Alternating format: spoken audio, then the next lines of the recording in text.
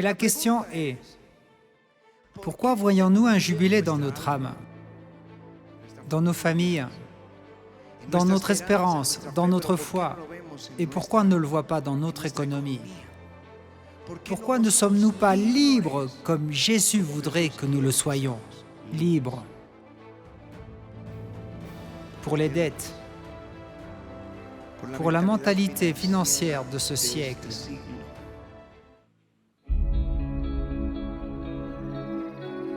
Cuando tienes esa intimidad cerca de Él, el fuego no se puede extinguir. El fuego no se puede extinguir. Y así como Jesús sanó cuando estuvo sobre la tierra y ha sanado durante todo el tiempo desde que partió hasta este día, continuará sanando. Y yo te digo, si caminas con el Espíritu, oigan lo que el Espíritu Santo dice: haré maravillas que no han sido hechas en toda la tierra. Será cosa tremenda la que Dios hará contigo, la que Dios hará contigo. Quiero decirte, el Dios que está sobre tu vida es un Dios para el cual los imposibles no existen. No hay nada imposible para Dios. No hay nada imposible para Dios. No con ejército ni con fuerza, sino con mi espíritu, ha dicho Jehová de los ejércitos.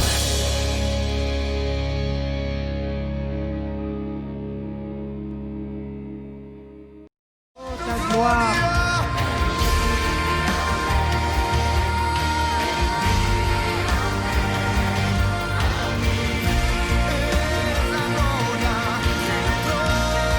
Envoie-moi.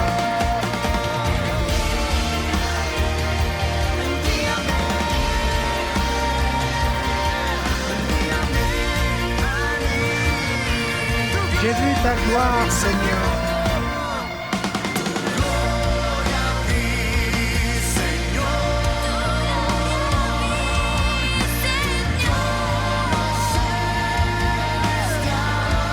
Dans mon esprit, j'ai entendu ta voix.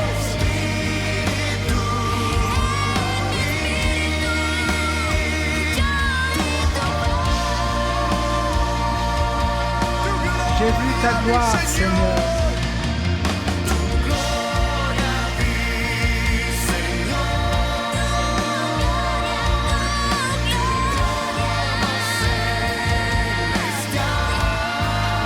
Et mon cœur.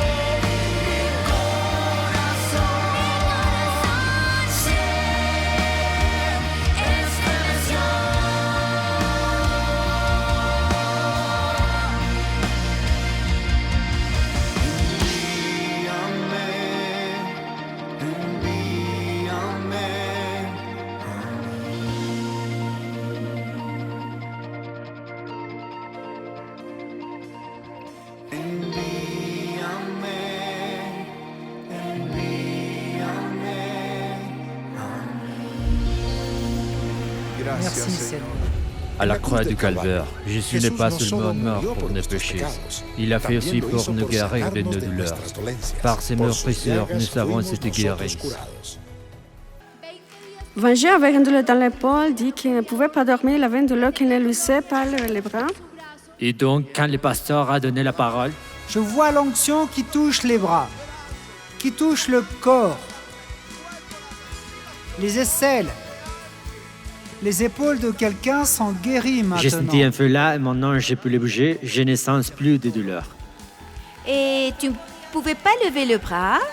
Non, une douleur intense, je ne pouvais pas dormir, c'était un martyr pour moi. C'est sûr. Nous te remercions, Seigneur. Ce jeune nous dit que ça fait 8 ans qu'il avait une douleur très forte dans la colonne. Il dit que pendant le pasteur était en train de passer, il a touché, il a senti comme le Seigneur convenait cette douleur. Le docteur l'a ausculté et l'a amené ici parce qu'il dit qu'il ne trouve aucune douleur. Baisse-toi, s'il te plaît. Touche tes pieds. Il n'y a pas de douleur? Il n'y a pas de douleur.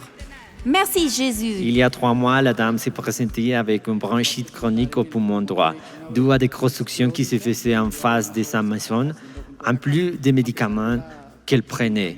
Il sentait qu'il avait beaucoup de difficultés à respirer quand les pieds s'étaient fermés et quand elle devait se déplacer. Quand le pasteur est passé près d'elle dans les couloirs, elle a senti la présence du Seigneur. Le pasteur a donné la parole et elle a dit « Cette parole est pour moi ». Nous l'avons ausculté, nous l'avons fait curer et tout est parfaitement normal. Il est complètement guéri. Merci Seigneur. Pasteur, la petite fille est née hydrocéphale et à cause de cela, ils ont dû lui faire des multiples opérations. La dernière opération a été une dérivation, mais elle a eu une complication et elle a eu une infection au cœur à cause du procédé chirurgical. La petite fille était dans un état très grave et les médecins ont dit qu'elle avait eu des convulsions. Alors, le jour d'arrivement au parc, elle était sous morphine aux soins intensifs. La pasteur a donné une parole. Il y a plusieurs personnes qui sont venues. Et spécialement, quelqu'un avec la certitude que son fils était hospitalisé. Il va être complètement guéri ce soir. Pas demain. Ce soir, il va recevoir ce miracle. Et ce qu'il a est plutôt grave. Il est en soins intensifs. Mais quand tu vas partir d'ici, tu vas avoir une grande surprise parce que Christ l'a levé avant que tu sois à ta maison. Christ sera en train de le lever. Dimanche, je suis arrivée et ma petite fille était en parfaite santé, en mangeant et en parlant. Et en 3 ou 4 jours, elle est sortie de soins La parole de intensifs. guérison a été donnée à Viomieto au parc pour la petite fille. Elle est parfaite. Elle n'a aucune séquelle neurologique. Ça, c'est la fidélité, l'amour de Dieu.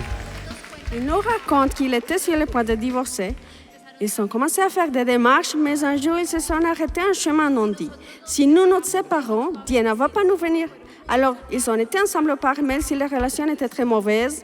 Ils ont fait un peu de l'hôtel. On écrit dans leur demande, Dieu les bénisse. Le Seigneur a fait un changement dans leur mariage. Ils sont tombés amoureux à nouveau. Le Seigneur leur a donné le double de bénédiction dans leurs emplois. Ils leur ont augmenté leur salaire du double, ce qu'ils C'est espéraient. la restauration de la famille, du foyer, de la provision. Alléluia. Elle voulait faire un cours universitaire, mais elle n'avait définitivement pas les moyens économiques pour le faire. Elle s'est dit, la seule solution, c'est de demander un crédit, mais avant de le faire, elle a fait un vœu à l'hôtel et quelqu'un l'a payé sans seulement laisser mettre tous les cours sous. Et maintenant, elle va Amen. tenir de même manière totalement gratuite. Et tu n'as à être endetté avec personne. Nous te remercions, Père.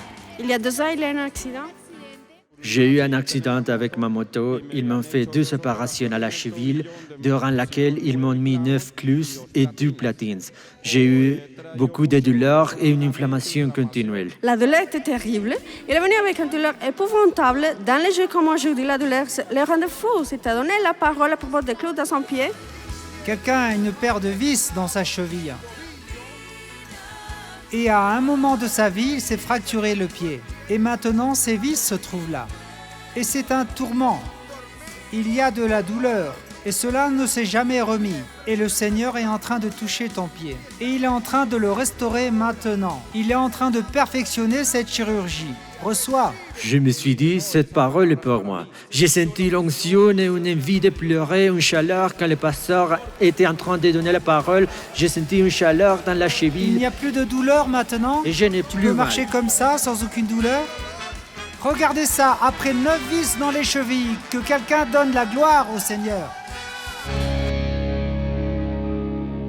Tu désires connaître plus de Jésus, savoir ce qu'il a fait pour toi et ce qu'il pourrait faire pour ta vie. Alors prête une grande attention aux paroles suivantes. Mais à tous ceux qui l'ont reçu, à ceux qui croient en son nom, il a donné le pouvoir de devenir enfants de Dieu. Aujourd'hui, je veux prier pour tous ceux qui disent « J'ai besoin de Jésus dans mon cœur. Je veux qu'il soit mon Seigneur, je veux qu'il soit mon Sauveur. Je veux savoir et avoir la certitude que si aujourd'hui c'était mon dernier jour sur la terre, je puisse être tranquille parce que je sais que je passerai l'éternité avec lui. Si c'est ta décision, prends une minute et faites cette prière avec moi. Mais je veux que tu la fasses de tout ton cœur. Ferme tes yeux et dis-lui, Seigneur Jésus, j'ai besoin de toi. J'étais pécheur, je me suis éloigné de toi. Je t'ai renié, t'ai rejeté, t'ai tourné le dos, mais aujourd'hui, je me réponds. Je reviens à toi de tout mon cœur. Je t'invite pour que tu sois mon Seigneur et mon Sauveur. Lave mes péchés avec ton sang. Note mon nom dans le livre de la vie éternelle. Et s'il te plaît, ne l'efface jamais. Jusqu'au jour où je serai avec toi pour l'éternité. Au nom de Jésus, Amen et Amen.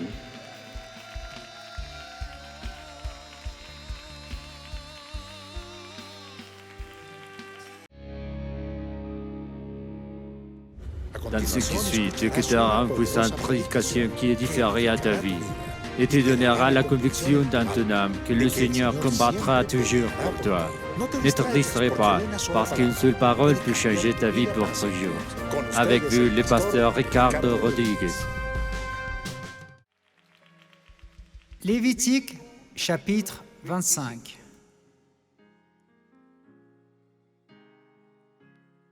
Et verset 8. Si vous êtes sur la lecture, dites Amen.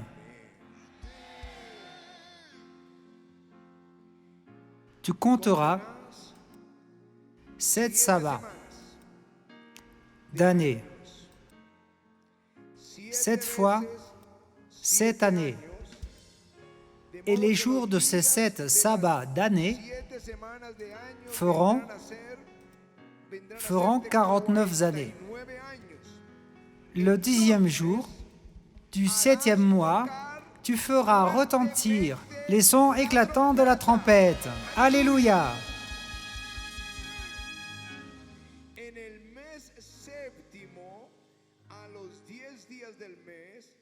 Et le jour des expiations, vous sonnerez de la trompette dans tout votre pays et vous sanctifierez la 50e année. Vous publierez la liberté dans le pays pour tous ses habitants. Ce sera pour vous le jubilé. Chacun de vous retournera dans sa propriété et chacun de vous retournera dans sa famille. Amen. Alléluia.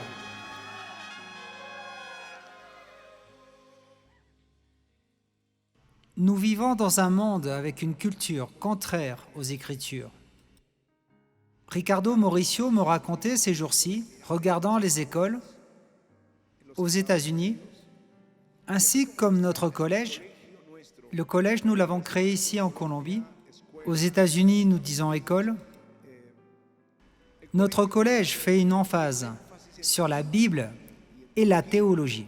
Et nos jeunes, en plus d'être les meilleurs dans les meilleurs domaines, parce que Dieu a placé une grande bénédiction sur notre vie, ils reçoivent une formation de la Bible.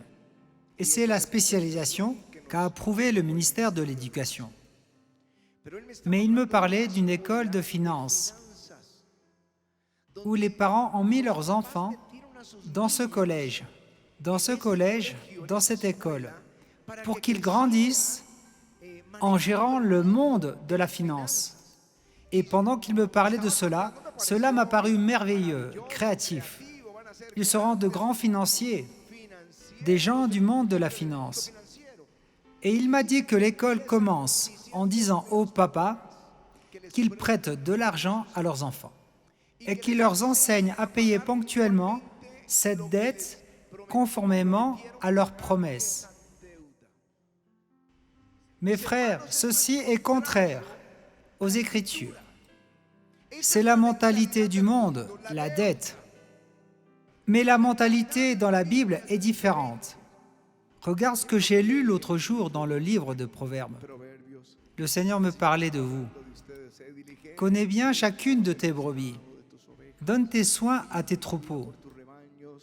Mais ensuite, il donne un conseil sage en ce qui concerne la gestion de l'économie. Les agneaux seront pour te vêtir et les boucs pour payer le champ. Le lait des chèvres suffit à ta nourriture, à celle de ta maison et à l'entretien de tes servantes. Il nous enseigne, en plus de l'offrande et de la dîme, qui nous permet d'honorer Dieu et qui maintient les portes des cieux ouvertes. Il lui enseigne comment gérer son économie. Une partie pour les vêtements, une partie pour la maintenance de la maison et une partie pour la terre. Pour la terre, ce que certains reçoivent, ils le dépensent complètement. Je connais quelqu'un qui a fait de très bonnes affaires. Dans sa vie, il a créé de grandes entreprises. Il a fait de grandes choses. Il sortait et voyageait dans le monde entier, 3-4 mois. jusqu'à dépenser le dernier peso. Et il recommençait à nouveau. Et un jour, j'ai rencontré son fils dans un autre pays. Il lui était arrivé la même chose. Il avait fait de bonnes affaires et avait gagné de l'argent. Mais ensuite, il a tout dépensé et a recommencé à nouveau. L'administration de notre économie demande la sagesse de Dieu. Et ici, il ne le dit pas. Une partie pour le vêtement, une autre partie pour la maintenance de la maison et une autre partie pour la terre. Dieu veut te donner la terre sur laquelle tu habites. Il veut te la donner pour héritage. Dieu veut te donner un héritage. Dieu veut que tu gères ce qu'il te donne avec sagesse. Maintenant, ici, dans Lévitique 25, il leur donne une instruction pour le peuple. Parce que comme un être humain d'une nature déchue, nous commettons beaucoup d'erreurs et nous gérons mal notre économie. Et ici, le Seigneur était en train de dire ce qu'il allait arriver au peuple. Certains allaient faire de mauvaises affaires et tomber en faillite. Certains n'allaient pas voir la terre prospérer comme ils l'espéraient, ou ils ne la travaillaient pas avec application, ou pour n'importe quelle raison. Une maladie, n'importe quoi peut faire que l'argent soit dépensé. Alors ils ont dû vendre leur terre et se vendre comme esclaves. Et venir et servir d'autres personnes comme esclaves. Et se séparer parfois de leur famille pour les vendre leurs enfants comme esclaves à quelqu'un, et lui comme un esclave à un autre. Mais la 49e année, quand ils ont terminé l'année 49, le Seigneur a donné un commandement que cette année retentisse la trompette.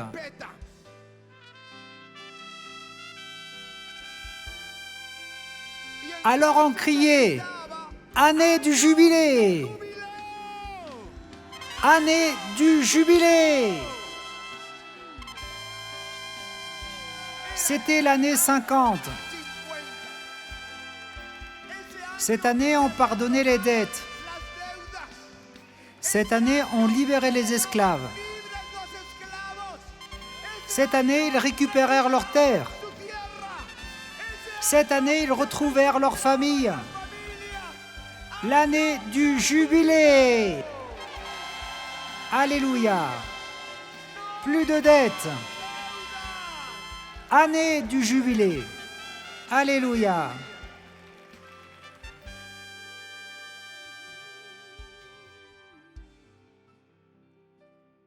De la même manière, l'année du jubilé est quelque chose, une prémisse prophétique du jubilé avec le Seigneur.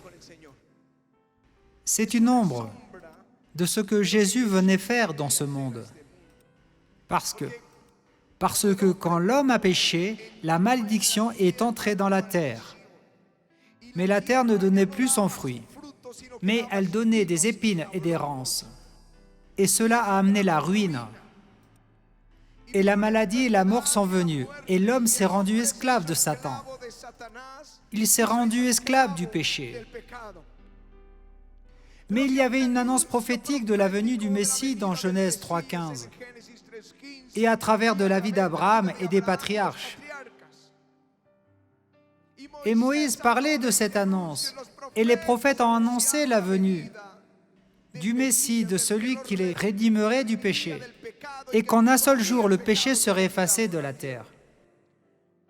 Et un jour, dans une petite synagogue de Nazareth, un petit village de 800 habitants, Jésus entre dans ce lieu. Il demande le rouleau du prophète Ésaïe. Il demande le rouleau du prophète Ésaïe et commence à lire à l'endroit qui dit « L'Esprit du Seigneur est sur moi, parce qu'il m'a oint pour annoncer une bonne nouvelle aux pauvres. Il m'a envoyé pour guérir ceux qui ont le cœur brisé, pour proclamer aux captifs la délivrance et aux aveugles le recouvrement de la vue, pour renvoyer libres les opprimés, pour publier une année de grâce du Seigneur, notre jubilé. » Alléluia. Jubilé. Pardon de nos péchés. libération de notre captivité, salut, liberté de la ruine, libération de notre oppresseur, jubilé, alléluia, plus de condamnation, plus de malédiction, c'est le jubilé. Dis avec moi, jubilé. Mais la question est, pourquoi voit-on le jubilé dans notre âme, dans notre famille, dans notre espérance et notre foi, mais pourquoi nous ne le voyons pas dans notre économie? Pourquoi ne sommes-nous pas libres, comme Jésus veut que nous soyons libres? À cause des dettes, à cause de la mentalité financière de ce siècle. La Bible dit, où est ton trésor, là aussi sera ton cœur. Le trésor, c'est ce que tu as, ce que tu reçois, ce que tu gagnes. Du coup, tu peux savoir où se trouve ton cœur, c'est très facile. Non pas quand l'Église lève les mains, mais où se trouve ton argent. Ah, dans mes hobbies, dans le sport, c'est là que je dépense tout mon argent. Dans la mode, dans le maquillage, dans la chirurgie, d'autres dans la technologie. Et un autre dira, « Pasteur, dans aucune de ces choses. Tout mon argent s'en va en payant mes dettes. » C'est là que se trouve ton cœur, dans les dettes.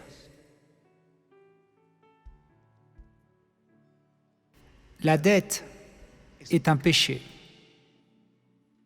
Dans Romains, la Bible dit, ne devez rien à personne, même pas l'honneur. Rien.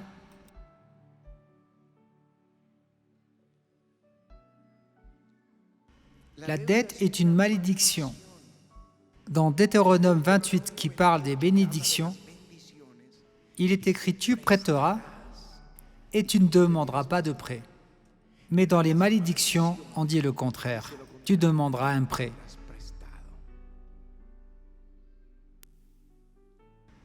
La dette est un esprit qui te fait prisonnier.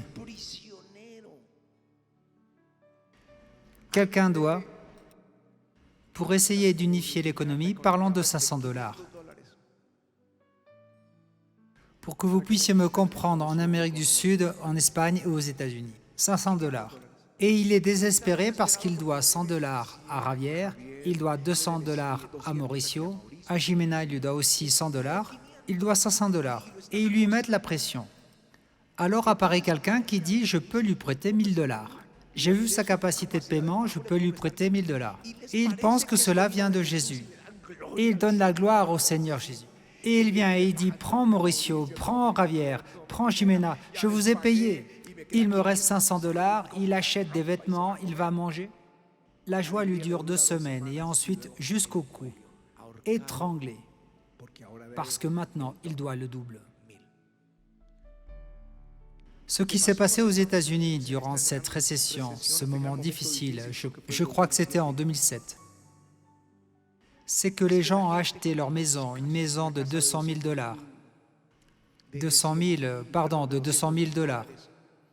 Et cette bulle immobilière tomba, ces prix élevés que valaient ces propriétés, et maintenant on n'en valait plus que 100. Mais à la banque, ils devaient 200. Ils ne savaient plus quoi faire, parce qu'ils voulaient payer la banque, et ils ne pouvaient pas, et ils devaient vendre leur maison. Mais cela n'était pas suffisant de la vendre à 100 000 lorsqu'ils devaient 200 000. La banque n'allait pas accepter cela. Il devint alors prisonnier. Il voulait sortir de la dette, il était prisonnier. Qu'est-ce qui s'est passé avec l'UPAC? L'UPAC était un système où ta dette montait jusqu'à un certain nombre d'années. Et après, elle commençait à baisser. Mais elle montait plus que la valeur de la propriété. Du coup, si tu achetais quelque chose de 100 000 et qu'il te prêtait 70 000 parce qu'il te prêtait 70%, mais la dette montait et elle arrivait jusqu'à 150 000. Et quand est venue la récession, à ce moment, il n'y avait plus de moyens d'avoir des entrées d'argent. Tu voulais vendre et tu ne pouvais pas vendre parce que ta dette était plus grande que tes biens. Et l'esclavage est venu. La dette est un esprit d'esclavage. Et comment sais-tu que c'est un esprit et non un système financier? Ce n'est pas une stratégie d'acquisition de biens. Par les fruits, nous les connaîtrons. En premier, il t'enlève la paix. Il t'enlève l'harmonie. Il t'enlève la bonne relation avec ton conjoint. Et avec tes enfants, tu ne les supportes plus. Tu vis énervé parce que tu dois de l'argent à tout le monde. Il t'enlève le sommeil. Tu commences avec une gastrite et un ulcère et tu finis en visitant les médecins parce que tu es stressé et tu ne peux plus dormir. L'esprit de maladie commence à te visiter. Il te dépouille de tout ce que Dieu t'a donné. Il te vole parce que tu dois le payer. Il prend ta maison, ton salaire, tout. Sans pitié. Quand avez-vous vu un banquier vous dire « Nous sommes préoccupés pour vous parce que vous passez un mauvais moment, ne payez pas maintenant ». Je les ai vus. À l'époque où les séquestrations étaient une arme de guerre dans ce pays. Les familles des gens séquestrés perdaient leurs biens parce que les banques n'en avaient rien à faire s'ils étaient séquestrés. Ils devaient et ils étaient obligés de payer. Ils n'en avaient rien à faire si tu étais veuve. Ou tu payes ou tu le perds. Ils n'en avaient rien à faire si tu étais sans emploi ou malade. Tu devais payer. J'ai eu une nouvelle très triste cette semaine. Cette jeune femme de la ville d'Ibagué qui s'est jetée d'un pont avec son fils de 10 ans parce qu'elle était étranglée par la dette des prêteurs privés et la famille lui avait tourné le dos. Elle n'avait personne pour l'aider et dans son angoisse, elle s'est suicidée. Probablement quelqu'un l'a condamnée et disait des choses dures contre cette décision. Mais ce que je veux vous montrer, c'est qu'elle était sous l'oppression d'un démon immonde.